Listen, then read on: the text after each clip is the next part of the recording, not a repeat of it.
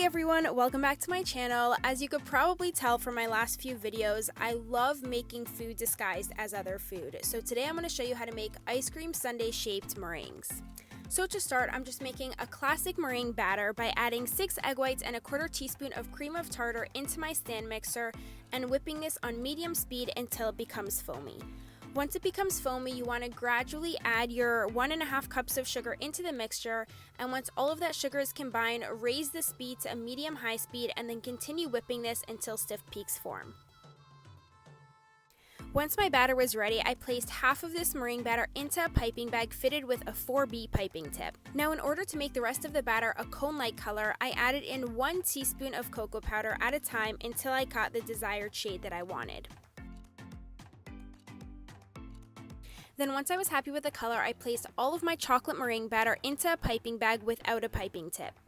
Now, before you start piping your ice cream meringue shapes, you want to place 4 dollops of your white meringue batter into the 4 corners of a baking sheet in order to hold down your piece of parchment paper.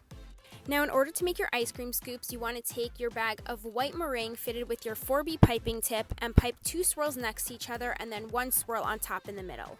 Now, once you've piped all of your ice cream swirls, you want to take your chocolate meringue batter and cut off a sliver off of the bottom side of your piping bag, going up about 1/4 of an inch high. Now, as you could see, my first cone shape did not come out as planned, and in order to fix that for the rest of my cones, I went back and cut a little bit of a thicker sliver in my chocolate piping bag. So once I fixed this mistake and made the slip bigger, I created the cones on my ice cream sundaes by piping the chocolate meringue batter in a zigzag motion, making the lines smaller as I went in order to get that cone shape.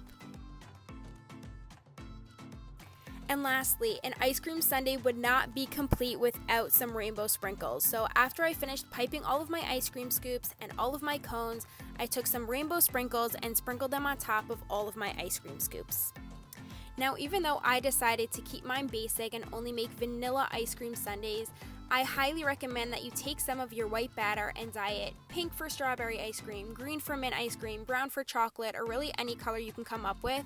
It'll definitely make for a more unique look and definitely kick these up a notch. And once they were ready, I placed them in the oven at 225 degrees for an hour, and after that hour was up, I turned off the oven and then left them in the oven to harden up and fully dry out for an additional hour.